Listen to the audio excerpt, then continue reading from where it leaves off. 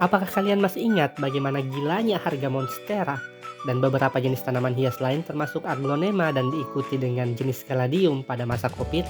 Apa yang sebenarnya terjadi pada masa itu?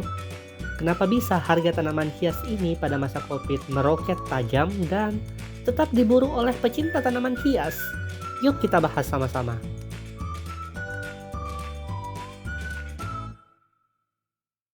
Tentu masih segar di ingatan kita semua, terutama bagi saya yang mulai tertarik dan serius dengan tanaman hias pada masa Covid, bagaimana harga monstera dan philodendron serta beberapa jenis tanaman lain di luar nalar pada masa Covid.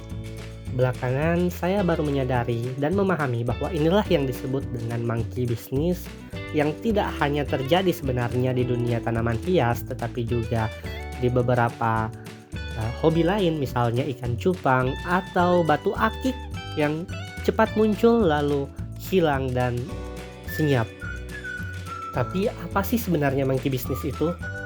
Untuk lebih memahami istilah ini, saya akan menceritakan sebuah kisah yang cukup menggambarkan bagaimana kotornya dan liciknya monkey business ini. Jadi alkisah, ada sebuah kampung di mana hewan dan manusia itu hidup secara berdampingan, rukun dan damai. Suatu hari, seorang asisten dari saudagar kaya datang ke kampung tersebut. Asisten ini mengatakan kepada penduduk kampung bahwa dia akan membeli monyet yang ditangkap oleh penduduk kampung dengan harga Rp500.000 untuk setiap ekor monyetnya. Minggu depan, dia akan datang ke kampung ini kembali dan mengambil monyet-monyet yang berhasil ditangkap oleh penduduk kampung tersebut. Ya, akhirnya para penduduk kampung ramai memburu monyet yang ada di sekitar kampung mereka. Sesuai janji, asisten si saudagar kaya ini akhirnya datang dan betul membeli monyet tersebut dengan harga Rp500.000 sesuai yang dijanjikan sebelumnya. Kemudian si asisten ini melihat bahwa jumlah monyet yang ditangkap masih kurang dari yang dia butuhkan. Akhirnya dia menjanjikan lagi kepada penduduk kampung, minggu depan saya akan datang lagi dan akan membeli monyet yang berhasil ditangkap dengan harga Rp1.000.000 untuk tiap ekor monyet. Nah, kembali sesuai apa yang dijanjikan oleh si asisten tersebut, minggu depannya dia betulan datang dan membeli tiap ekor monyet dengan harga 1 juta. Tapi saat itu dia tetap berkata bahwa sepertinya monyet yang kalian tangkap masih kurang, saya butuh lebih banyak monyet lagi. Pola ini terus berulang hingga 2 atau 3 kali lagi sampai akhirnya penduduk kampung tidak lagi menemukan monyet di sekitar kampung mereka. Pada saat itu si asisten berkata kepada penduduk kampung, "Coba dengarkan, ini di antara kita saja ya. Saya akan menjual kembali monyet-monyet yang sebelumnya kalian tangkap dengan harga Rp2 juta. Tolong dirahasiakan, jangan sampai bos saya tahu. Minggu depan saya akan kembali ke sini dan membeli monyet ini lagi dengan harga Rp10 juta. Tentu dengan iming-iming seperti ini, penduduk desa akhirnya membeli kembali semua monyet yang sudah berhasil mereka tangkap dari si asisten saudagar kaya tersebut.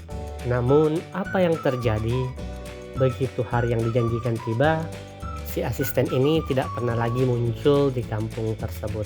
Akhirnya penduduk sadar bahwa sebenarnya mereka telah ditipu oleh si asisten saudagar kaya tersebut.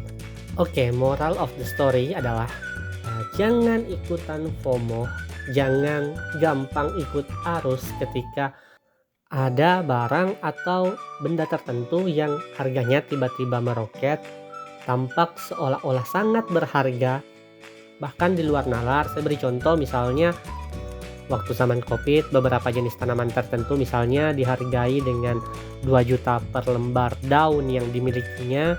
Kalau kita coba tengok sekarang, harganya pasti turun drastis. Yang dulu harganya mungkin ada di puluhan juta rupiah, sekarang saya bisa pastikan hanya di ratusan ribu saja. Kalian yang punya bisnis tanaman hias atau bisnis apapun itu, sebaiknya aware dengan hal seperti ini, karena monkey bisnis ini bisa muncul di barang apapun yang sering dijadikan hobi oleh masyarakat Indonesia yang biasanya terkenal tidak ingin ketinggalan. Oke, sampai di sini dulu penjelasan hari ini tentang monkey business. Jika ada yang ingin ditanyakan atau ada yang punya pendapat lain, share di kolom komentar, kita bahas sama-sama.